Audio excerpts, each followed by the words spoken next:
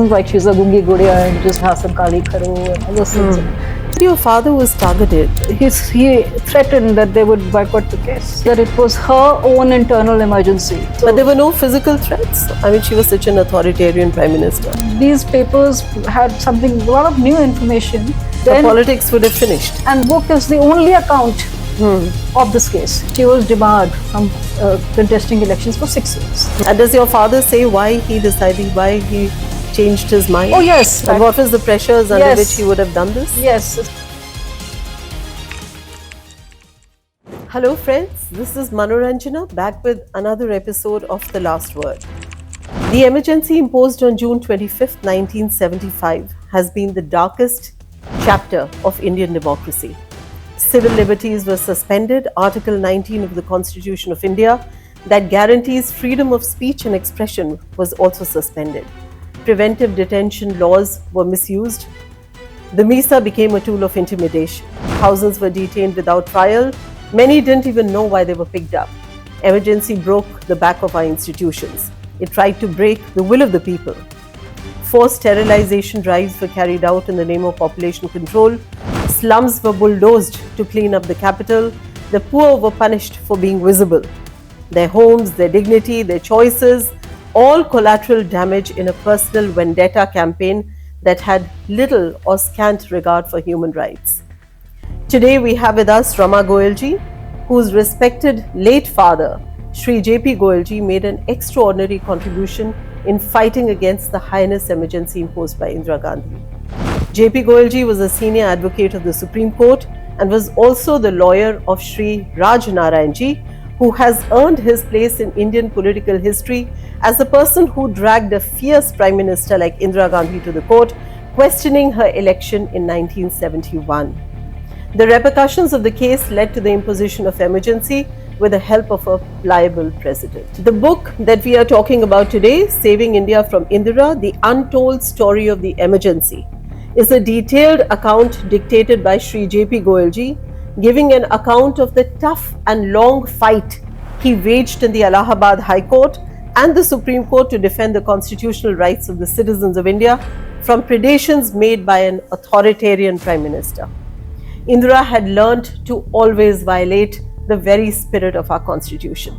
Even before emergency was declared, Indira Gandhi had perverted the judiciary by superseding 3 Supreme Court judges to promote Shri A. N. Ray as the Chief Justice of India. She had used her massive parliamentary majority to amend laws with retrospective effect to escape the consequences of her actions. It was due to the Herculean efforts made by Shri Raj Narayanji and Shri J.P. Goyalji, amongst many others, that the Allahabad High Court finally passed a verdict against Indira Gandhi and declared her election null and void. Ramaji, you have always been a proud daughter of an extraordinary father. You took the pains of editing this fantastic book. Welcome to the show, and our viewers are waiting to hear more about the book and your late father. Thank you for inviting me. You edited your father's memoirs, framing them around the landmark Raj Narayan versus Indira Gandhi case. What compelled you to bring this narrative to light in the form of this book in Saving India from Indira? So, I actually found these papers written by my father. They were just dictated by him in 2017, October 2017. My father passed away in 2013, September. So it was just by chance that I saw them. And when I read them, I realized that these papers had a lot of new information, and it was a record in a way of insider's perspective, and a record of a very historical period in our country. And I'm a person who I've always believed that documentation is very important. You know, whether it's in terms of written documentation or photographs, and of course now you have the audio-visual media. So I've always felt that is very important to leave behind for the rest of the generations to come. And so it is for that reason that I thought that this should come out in the public. It should not just remain in a little guttery that was tied up, and I found in my house. And so that was the reason I got it out. It's basically, the idea is just so that it reaches the public. That was the idea. So how much of this book did you already know as a child in your growing up years, when your father would talk about it at home, your family would discuss? Did you know a lot of it, or when you read through the papers, did you find something astonishingly surprising in what you discovered in those papers, and that compelled you to write? Right. So, I mean, of course, it wasn't like he was discussing everything, in the house. How it is at home is always a little different to your personal, your professional spaces. So, but we were involved, and he used to take me along, for example, to all the political stuff that was happening, and the legal, anything important that was happening, he used to take us along, the children, so that we also were, got exposed to what was happening. So I knew a lot, but I found things that I did not know also, and which surprised me very much. And if you want to know more about what surprised me, there's a lot to speak on. Especially the interactions with Jayaprakash Narayan. I think that surprised me very, very much. What surprised me was also the treatment that was given to Jayaprakash Narayan in the jail, which was actually a hospital converted into a jail, and what happened to his health, which in my opinion was done deliberately. Right, but all this was already known, or you discovered this from from your father's diaries? The later bit about Jayaprakash Narayan, I discovered that from my father's diary. We did know that he was going to visit Jayaprakash Narayan and other leaders like Raj Narayan and other people in Rohtak jail also, and Tihar jail, Biju Patnaik, Pillu Modi, Ashoka Mehta, all these people were there, so we used to meet them. My brother used to also accompany my father to the jails often. He was young at the time. I heard you tell somebody that your father used to take you on many of these certain journeys, or whenever he was going. And I heard you also say that this picture at the back of the book had you somewhere, but somehow it was taken and edited in a fashion that you're no longer visible here. So can you tell us more about this? So yes, so this was after the judgment of or the order of Justice V.R. Krishna Iyer in the Supreme Court, which came on the 24th of June, 1975, 24th of June. And this is coming out, and my father was the one in the court representing Raj Narayan. And you were with him? I mean, I wasn't in the court with him, but I was outside, and just outside, So I was with him in a way, yes. And there was a huge crowd, of course, there, so therefore I couldn't be in the courtroom, but I was outside. And then he's just telling the press people about the order. How old were you then? At that time in 1974, I was 12, going on to be 13, almost 13 years old. So not really old enough to understand. Sorry, 1975. Not old enough to understand the importance and the historical value of what was going on. Did you understand? Not really old enough to understand that. Not really old enough to understand the nuances of the case. But I did know there was something seriously wrong that was going on, and that was because of the supersession of the 3 judges in the Supreme Court, who was superseded by Justice A. N. Ray. And that was in 1973, April 1973. And at that point of time, my father led the agitation against his supersession. He organized, along with Mr. Palkiwala, who was a very famous lawyer. Nani Palkiwala. And they organized this thing called the All India Convention of Lawyers in the Ashoka Hotel in New Delhi.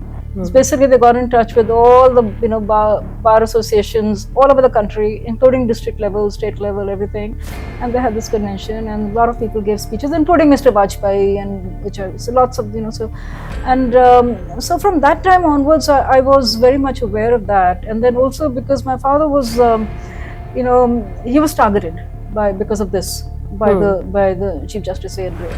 So he would give adverse judgments. So, and that really affected us as a family, because when you have adverse judgments, and the lawyers also know that, the High Court lawyers know that, So father would come back home and discuss it once in a while. So he would come back, and and also the fact that he stopped getting, his practice suffered very much, and that affected his health and financial situation of our family. And as children, that really impacted.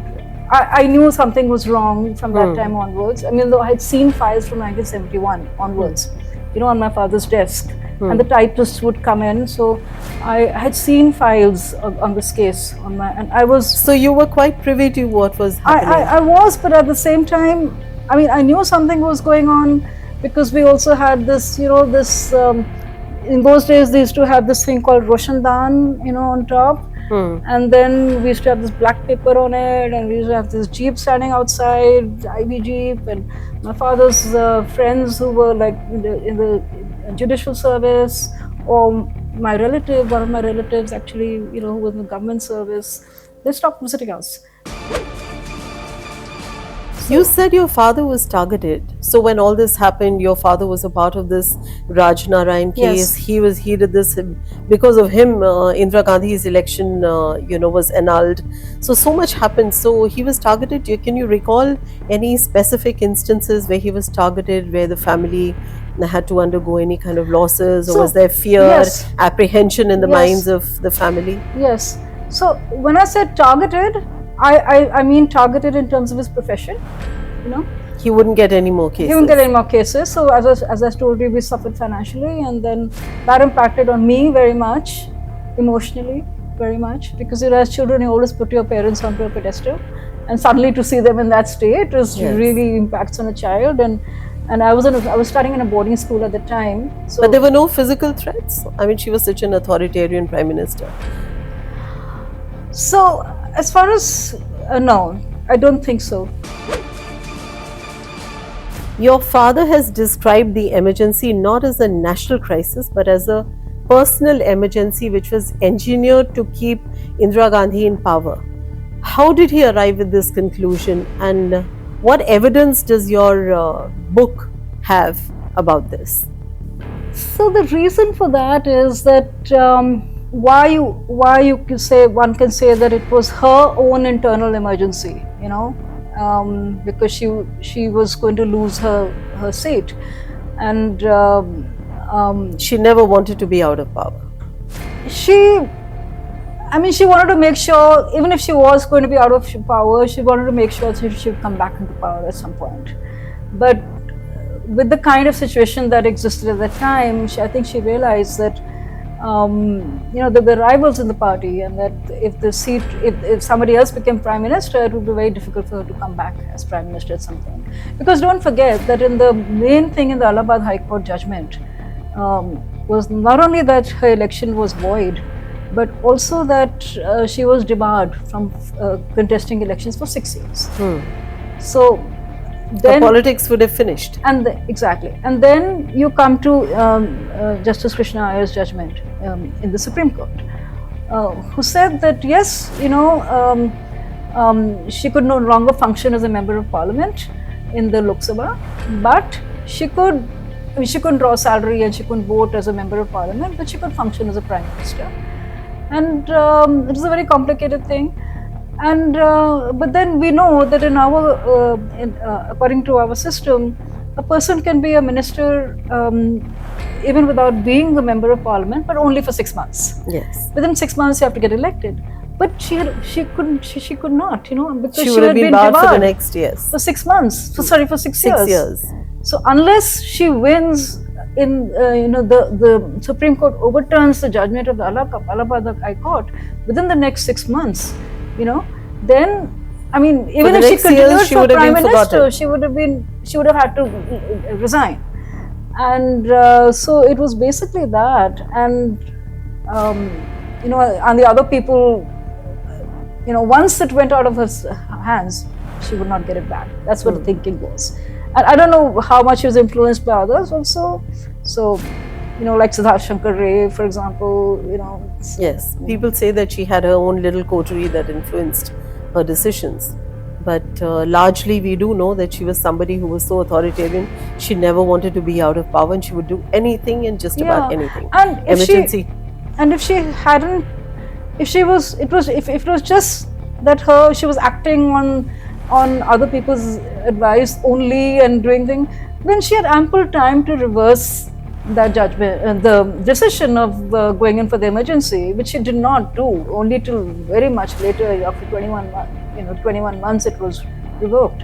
So, you know, obviously she also she was afraid of losing her own seat, and she also participated in that. It wasn't like she was a gungi gudiya and just following other Oh, people's no, no, advice. she was no Gungi Gudiya. Exactly. The legal battle in Allahabad and Supreme Court was pivotal. Your book offers a blow by blow account of the constitutional defense.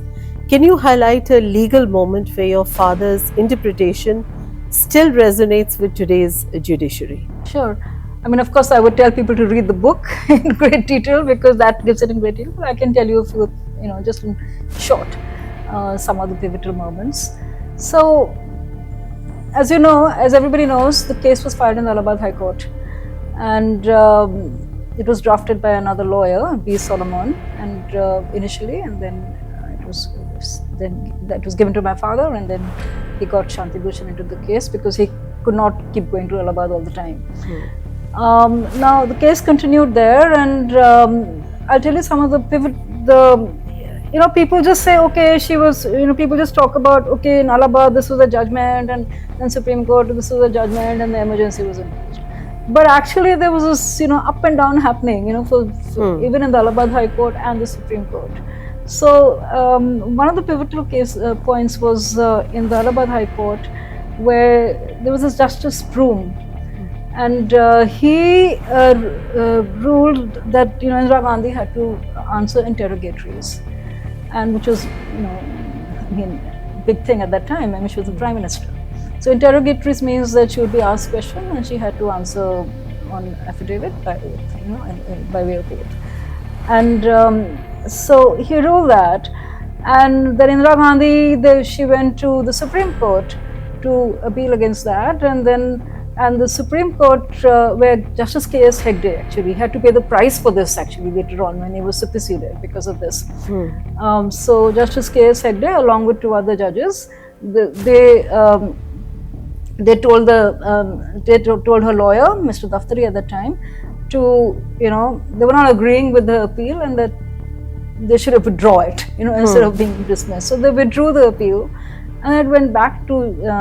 So in other words, what the Supreme Court was saying was, and later he was victimized for this. Later he was victimized for it. He was one of the judges who was superseded. Yes. K.S. Hegde, he was superseded.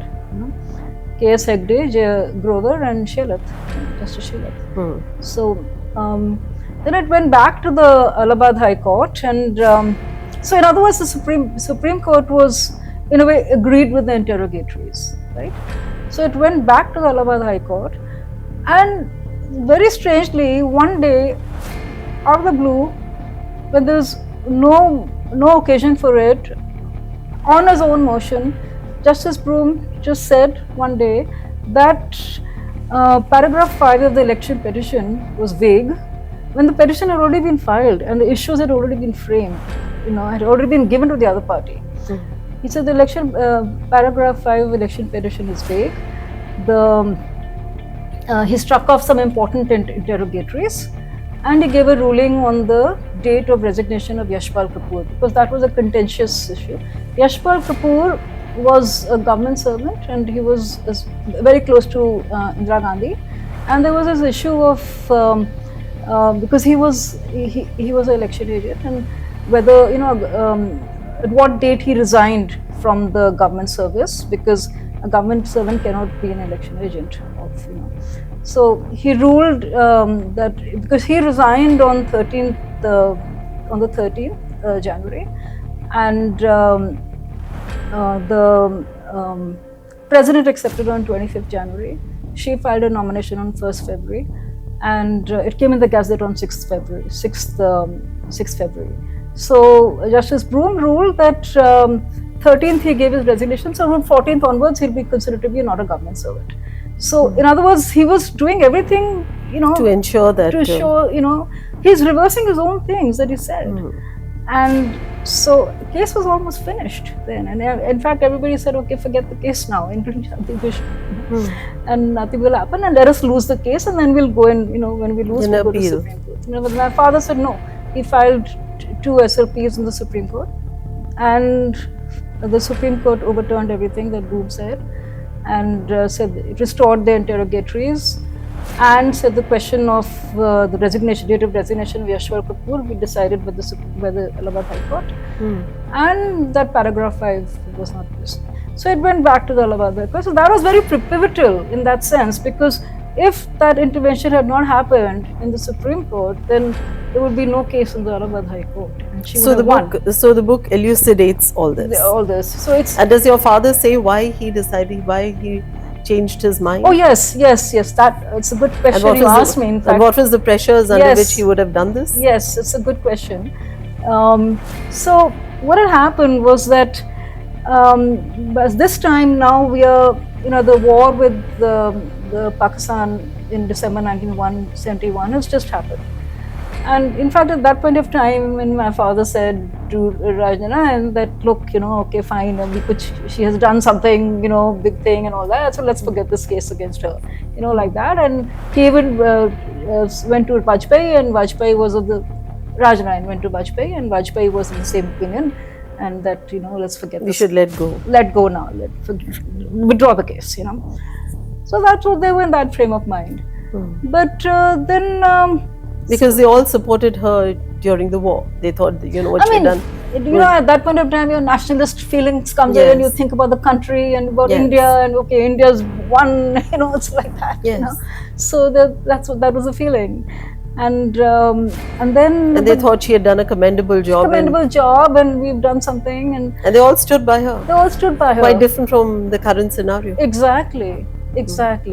Yes. That also shows something that Yes, you think about the country times. first, they're not thinking about their own cases. They're thinking about the country. Yeah, and they didn't think about the political consequences this could have had. Yes, no. At that point of time, they didn't think of nobody could have imagined an emergency and all that would happen. At that point of time. And but then what happened was that Rajnayan told my father that he had got information that Indira Gandhi had approached the brother of Justice Broom in England to put pressure on her, to influence him.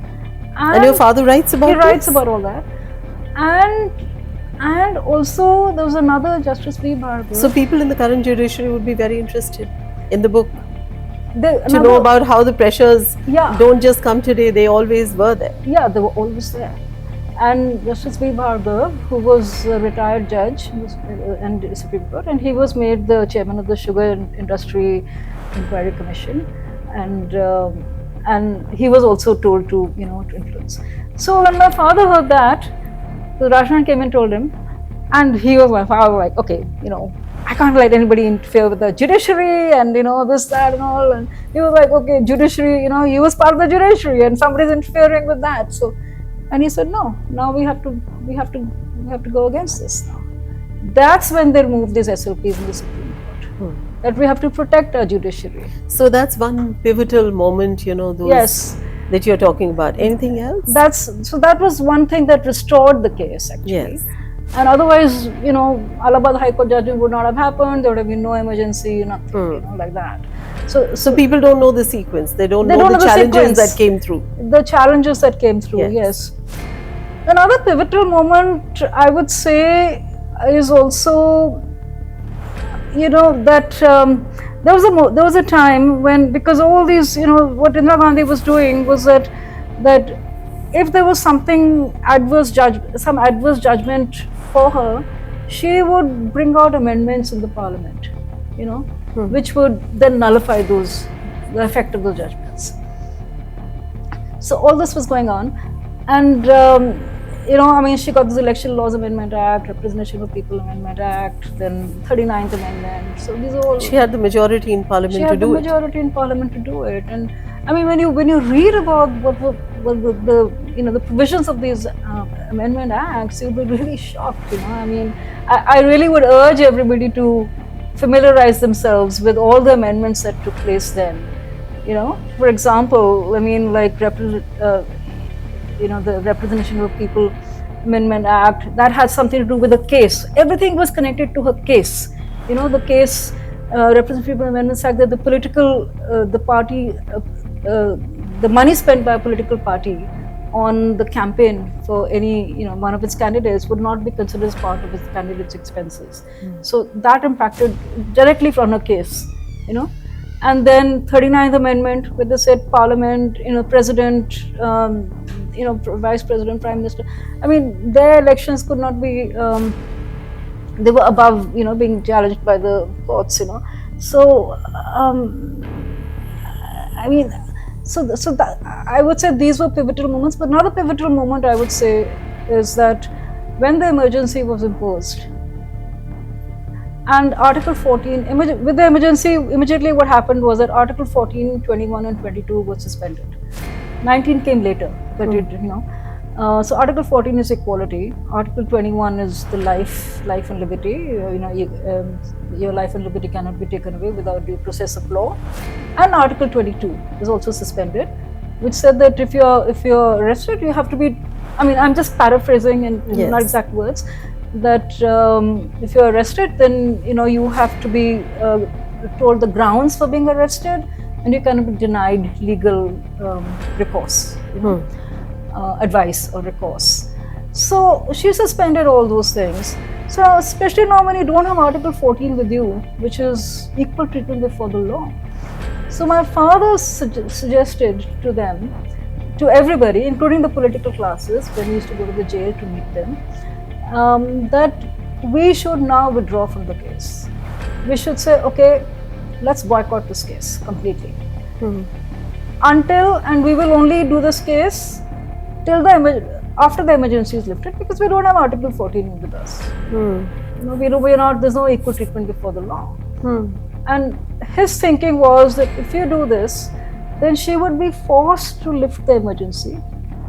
Otherwise, people will just be, in jail for such a long time, rotting in jail, and because she would be forced to lift the emergency, because she had the adverse judgment of the Allahabad High Court, which is not an MP by then, sitting on her head. I mean, basically hanging on her head like a sword, and so she had to get the Supreme Court to reverse that judgment. So unless the court hears it in the Supreme Court, she's not going to be able to, get over that problem she had. So, but then you need the case to continue in the Supreme Court. So he suggested that we boycott this case. And boycott means finish it. Boycott means we don't participate in this case. We say we don't have Article this thing with us, and let the emergency be lifted, and we'll participate in it. And also, it was a very strange situation because, I mean, for example, initially, Raj Narayan got arrested in front of him, but he did not know where he had taken Raj Narayan. Ramaji, you have recounted the arrest of Jayaprakash Narayanji at 3 o'clock in the morning on that fateful day. And you have reported, how the entire, there has been an immediate clampdown on civil liberties. You have also talked about Raj Narayanji's arrest from his official residence. So, and you have said that your father was present at Raj Narayanji's residence that morning when the arrest took place.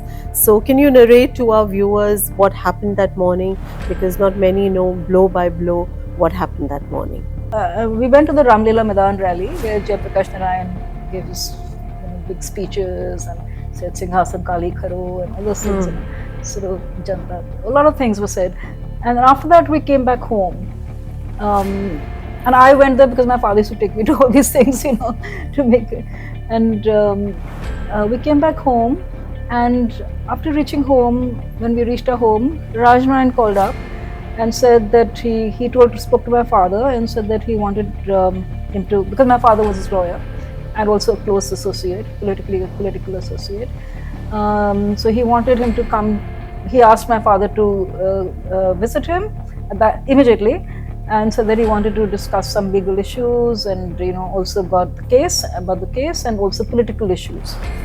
So my father went there, and he had dinner there, and they talked till it became quite late at night, till about 12:30 they spoke. And then after that, Raj Narayan told my father that he suggested to my father that, not only suggested, in fact told him, that he should stay at night at his house because it's quite late at night, and given whatever's happened during the day, and because he's his lawyer, then the other side might do something to harm him, if he's to go back so late at night. And so my father slept there only. He called home, he spoke to my mother and said that he's not coming home tonight. And that was fine. And then there was another leader there, Socialist Party leader, by the name of Brigunath.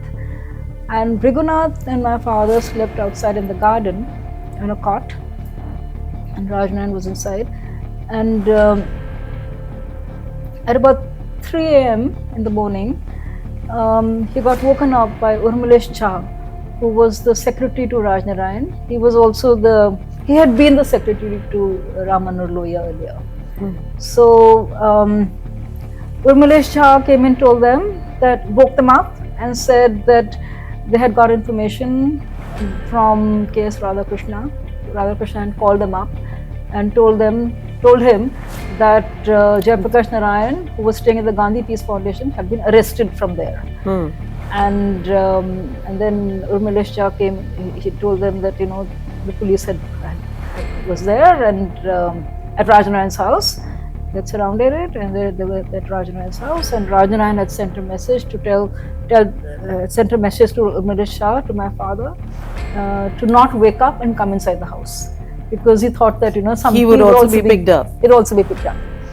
So, but my father couldn't stop himself. He got up and he came inside the house, and there was all these policemen there, and they had taken this, phone off the hook. They used to have those dial phones earlier with the receiver, and my father objected to that. So they had a letter. The policeman had a letter from Sushil Kumar, with the district magistrate, and something signed by him for his arrest, Raj Narayan's arrest. Not a letter, but something else signed by him. Like a warrant of like arrest. Something like that, yeah, for Raj Narayan's arrest. And so Raj Narayan he went along with them. He picked up some books, had a shower, this thing, and went. After that, so we went along with the police. But the arrest was not expected, so your father must have been really shocked. Arrest was not expected. Of course he would. Everybody was so shocked. It was, especially in the middle of the night, you get woken up and 3 o'clock in the morning, and there's police all around, and but by then he knew that Jayaprakash Narayan had already been arrested. Yes, but that was only just immediately. He was told. He was told because he was woken up and told by Urmilesh Jha. So Raj Narayan took it in his stride. He knew that JP is arrested. He was a veteran. He had been arrested so many times. He'd been in jail so many times. So your book says that he took a shower and changed and carried a couple of books and said, "Let's go." Isn't it a surprise that Raj Narayan's case was being singularly handled by as the chief person? I mean, he may have hired Nani Palkiwala and other people, but the chief person behind his cases was your father, Shri J.P. Goyal ji. So wasn't it a bit of a surprise that they didn't pick up your father as well? Right. Because okay, let me tell you. So the next day, I remember my father coming back home a bit late. It was around 11 or something, 10, 11 or something. And he didn't go underground. So we did go underground. So, yes, initially there were all these reports that they would be arrested too. And including Shanti Bhushan and other lawyers would all be arrested. But slowly over time, I think we realized that Indira Gandhi, if she arrested the lawyers also, she would have no face to show to the West, especially because she's arrested all her political opponents, and there's a case going on, and you arrest the lawyers also. Then, she was, I don't know, she was like very apprehensive about what the West was saying about her. Ramaji, the emergency justified under Article 352 invoked internal disturbances as the ground for imposing that emergency. But everybody in this country knows, and even knew then, that that was all a facade. And your book talks about it as well. So would you like to elaborate on this? So, as far as my father is concerned, I mean, and not only him, other people too, and it's obviously very clear also now. There was no internal emergency as such. It was only a facade to impose emergency. It was actually her own internal emergency, where it was an emergency for her because she was losing a seat. So in the book, have you written about the kind of atrocities that these leaders faced? That the leaders who were jailed, did they face any atrocities in jail? I mean, there are public accounts of what has happened to George Fernandez, what happened to Snehlata Reddy, to of course Maharani Gayatri Devi and Vijay Mallya. Yes. But does your book talk about the atrocities in jail? Okay. Yes, it does. Your father has recounted those. Yes, it does. So when your father went to jail, I would like to talk about one of them, especially. Okay, carry on first. No, I was just asking that when your father visited these leaders in jail, Jayaprakash ji, Raj Narayan ji, they must have given their personal anecdotes. So, as far as the bigger leaders were concerned, they were not like atrocities as such, except that, yes, of course, a lot of them were in, solitary confinement. They were just completely cut off. For example, and they were completely cut off from everything, and they'd be waiting for these lawyers to come in and give them some information about the outside. So as far as the bigger leaders was concerned, this being in solitary confinement, I would say that is the atrocity. Now the other people, of course, we know about, like Snehlata Reddy, who was tortured very badly, and then we have other cases which many of them fell in severely ill. The jails were very crowded, unsanitary conditions, and the modus operandi would be that, okay, if a person is falling ill, then you release them just prior to their dying, so just to ensure that they don't die in jail, but they don't have that, so they would be released on parole or something. And in fact, that's what happened to GP. So that's, in fact, when I said the bigger leaders, there were not severe atrocities on them, except they were in solitary confinement. But I would say that, like, the biggest leader of them all, Jayaprakash Narayan, the atrocity that he faced, where he was put into hospitals all the time. He was, after being arrested, he was taken to Sona guest house, and then, for AIIMS, and then Sona guest house, and then he was put into this PGI, Chandigarh, Postgraduate Institute of Medical Research, something, medical education and research in Chandigarh. And there too he was put in a hospital. It was a cardiac unit, and entire area room had been made into a hospital, into a jail, and it was all boarded. There was no sunlight, there was just nothing, and no fresh air, no sunlight, and solitary confinement.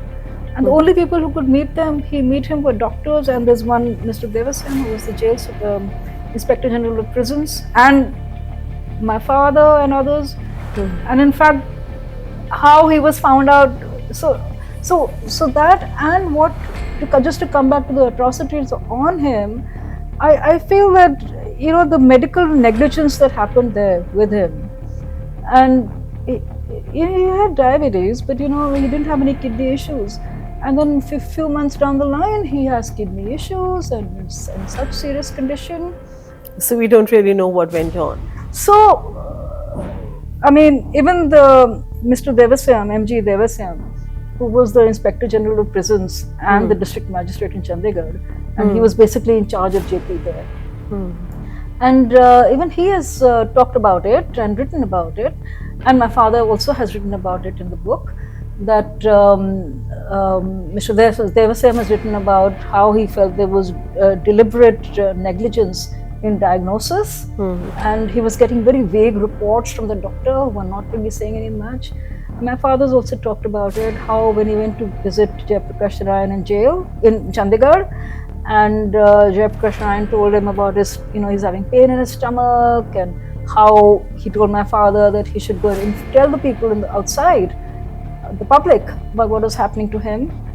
And he was eventually released on parole. So your father would carry back all these stories to the public. Yes, and he was eventually released on parole because Mr. Devasam. And by then he was quite ill. He was very ill because Mr. Devasam told Rajeshwar Prasad, who was the brother of Jayaprakash Narayan, to write to Indira Gandhi and talk about his health. And Devasam also supported that if they got them scared that if JP might die in jail, and what would the repercussions be? So he was released on parole, and even then, for many days, Bansi Lal and Sanjay Gandhi, they tried to not let him leave, and it was very great difficulty. He was brought out from there. So idea is that when you talk about atrocities, the fact that you take people away to locations nobody knows where they are, the relatives don't know, the world doesn't know, and in a situation where when you don't have Article 21 and 22 with you, you can take your life, nobody will ever know, nothing. Yes. So it's a very So it was all very deliberate. Obviously. I feel that what happened to JP was very deliberate, and there was a commission that went into it afterwards. There were two commissions. One is, it was the same thing, but it was first headed by Philippe Cauchy, and but then there was some conflict of interest because his son also got employment at PGIMR, so then he had to resign. And there was another commission that was formed, which again not many people really know of or talk about, which is the Alva Commission, and to go into the treatment health of JP while in detention. Only JP's health. Only JP, It was so serious. Everybody was talking about it, and it's Wendy Scarf and others. Everybody's talked about it, and people gave depositions to it, including Mr. M.G. Devasam, including my father. And there was an interim report that the commission gave, and very strangely, I have been going through the Parliament papers, and the interim report was mentioned in the Lok Sabha, but it was never tabled. And so we don't know what happened to that, what was in that interim report. Ramaji, your father witnessed moves in the Supreme Court like Justice A.N. Ray's appointment over more senior judges.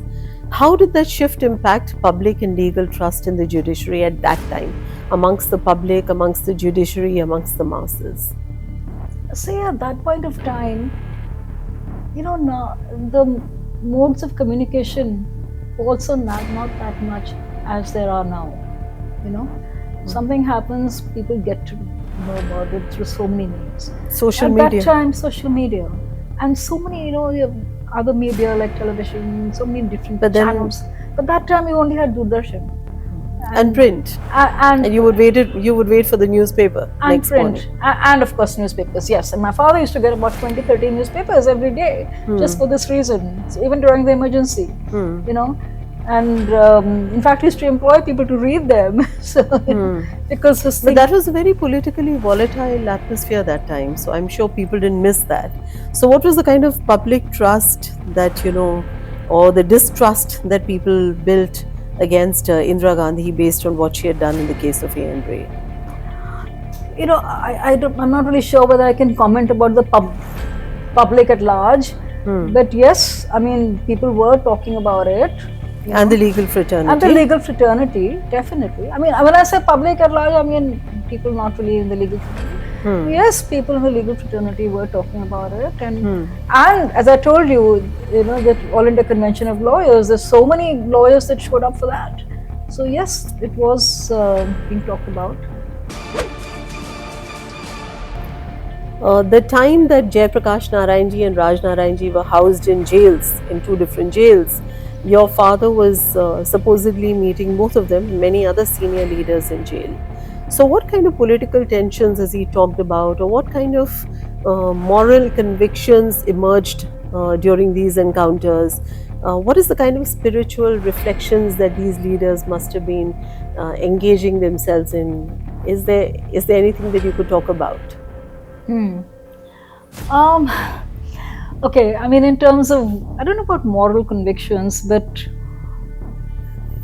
I mean, there was some conflict among some of the, thinking of some of the detainees, the political leaders, in the sense that some of them felt that there's no point languishing in jail, and we should try and get out, and so file habeas corpus cases and try to get out of this jail, while the others.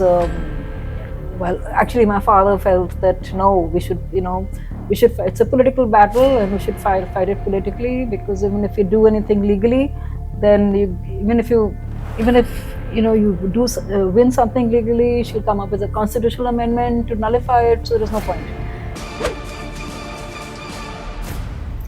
Ramaji, you've dedicated years. I heard you say somewhere that you've dedicated 1.5 to 2 years editing this memoir for your father, in memory of your father. What final message do you hope listeners of our podcast carry forward about resisting authoritarianism and preserving democratic institutions? Right. So I would say that, let me just come back to something first, and then it has a connection to what I have to say to people now. Is that in the Supreme Court there was this Justice A.N. Ray very surreptitiously tried to overturn the judgment of the Keshavan Bharati case. Yes. And that is a very, very important event that happened, because if he had succeeded in that, then basically they just wanted to redo the constitution completely. And you could, once you just don't have any basic structure, you can just have a one-page document and give a monarchy, make her a monarch for life, dynastic monarchy, anyway. So that was the plan, and it's a very important case called I. Jagdishwar Rao versus Union of India, which he orally listed, Justice A.N. Ray orally listed by himself, without any reference. In Supreme Court you have to have a reference. Like if you have a constitution bench or a division bench, and if they think that okay, it's a point of law which needs to be, you have to have a written reference for a full bench, and that written reference is actually placed before the bench. And there was no reference, and he just orally constituted this bench. And the whole idea was to hear the case, Jagdishwar Rao case, and then overturn the Keshavan Bharati. Now the details of the case, I don't think I can go into it, but it might be a bit, I'd urge everybody to read this book. But just the broad thing was that was planned.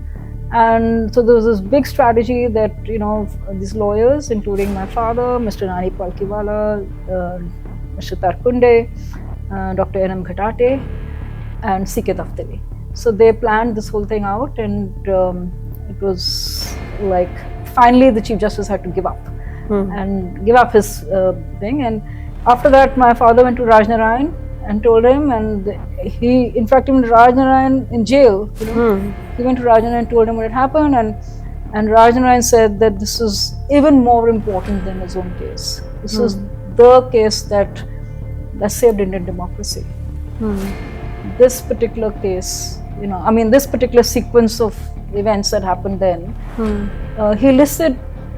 So 7th November is when 7th November 1975 is when Indira Gandhi wins a case in the Supreme Court. 8th November she goes off for holiday to Kashmir. She already planned. She knew the result was going to happen. Prime Minister's thing cannot just go off anywhere. Things are planned for such a long time. And he listed this for 10th November. So you win the case, and that sword that is hanging over you of the Allahabad High Court judgment is over. And then you overturn the constitution, overturn the Keshavan Bharati case, which Keshavan Bharati case verdict protected the basic structure of the constitution, said that any amendment to the constitution, the validity of it can be questioned if it affects the basic structure of the constitution. and so they wanted to reverse that. So they were not successful in that. Now,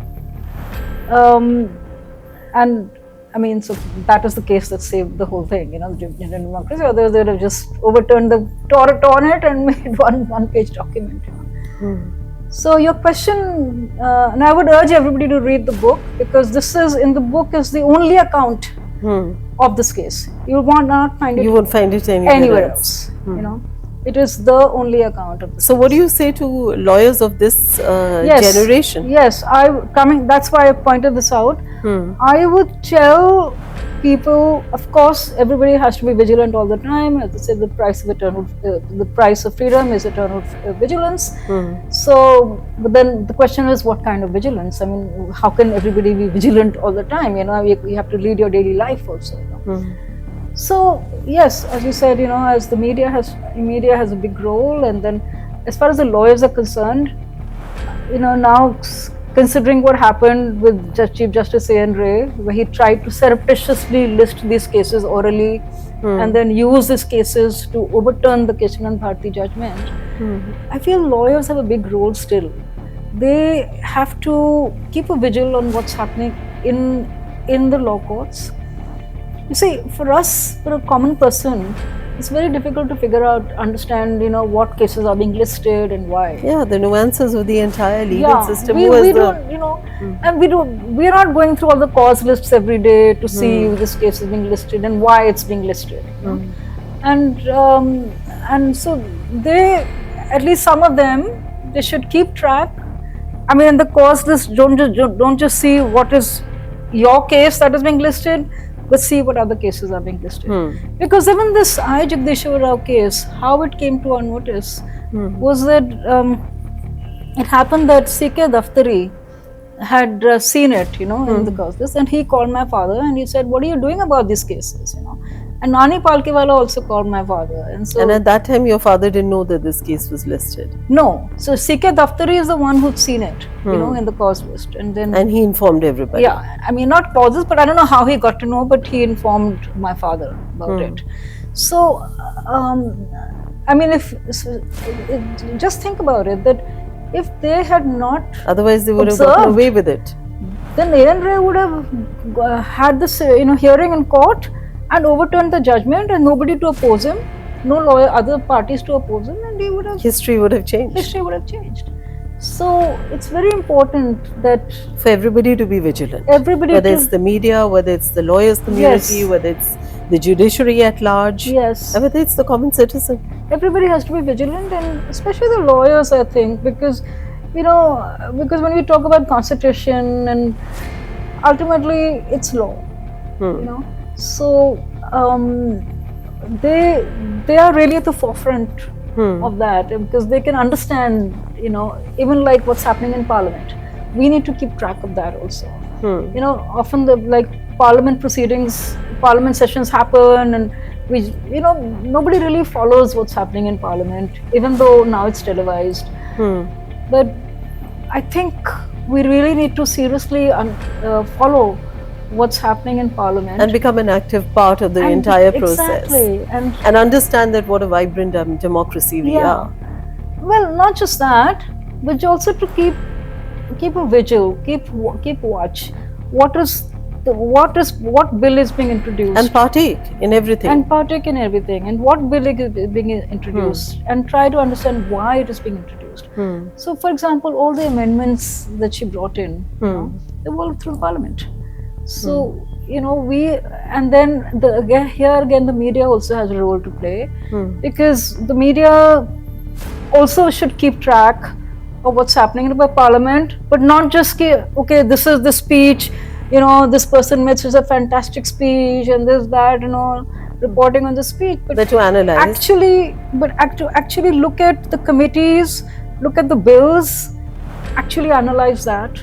So that is very important. So and get into the depth of each matter. Yeah. So as they are expected to be. So we come to the whole thing again of what are the pillars of our democracy. So we had at that point of time, all the pillars of the democracy were compromised. So, but in each of these pillars of democracy, we saw judiciary, legislature, and executive, of course, but also the media. We need to be all the time, constantly understanding, participating, understanding why, what's happening, not just have a version In of it. this context, what is your perspective on, there are allegations that sometimes there is judicial activism, there is judicial overactivism. Yes. Similarly, with the media, there are allegations against the media saying when the media takes too much of interest in something and there's lopsided reporting. People would also say there are media trials being conducted. Is it fair for media to sit on judgment on certain matters and issues of importance where the executive or the judiciary need to take Right. a call? Right. So what is your perspective on that? Yes. So I agree with you. I mean, there's the overreach, and the judicial, overreach is not desirable at all. Even the media trials, I would say, are not desirable at all. And I think the whole thing that we had earlier of separation of powers, that we have to try to maintain. And that is not happening now, I see. And, if we want the democracy to function well, we need that separation of powers, definitely. Otherwise, everybody gets into each other's territory, and it is a problem. Ramaji, how did being the daughter of such a high-profile person influence your own life, your own perspective on civil liberties and the future of India? Well, of course, there's a huge influence on me. As I told you, as a child, he used to take us to all the political stuff and make us aware of what was going on. So there are these influences. Of course, you get influenced by your parent, but in my case, as I said, I was also very politically aware, and that time one was to read a lot, because that was the only thing one had to do at that point of time. There was no sort of other media to look at, no television, no distractions. So I was always reading all the time. I was reading all the newspapers, everything. So that has been there. I saw my father being really fearless. And that is something that I would try to emulate, and I would that got instilled into you. I would tell everybody to be like that. Thank you so much, Ramaji, for bringing certain nuances of the book out to our viewers. Thank you so much for making this great contribution by editing this book and bringing it to the public. And I think people are waiting for a Hindi translation of the book, yes, so that it can reach the greater masses in this country. Yes. And I think that's emergency is something that every person in this country must study and know more and more about. So we look forward to a Hindi translation, and we wish you all the best. Thank you so much. Thank you. Thank you so much for inviting me.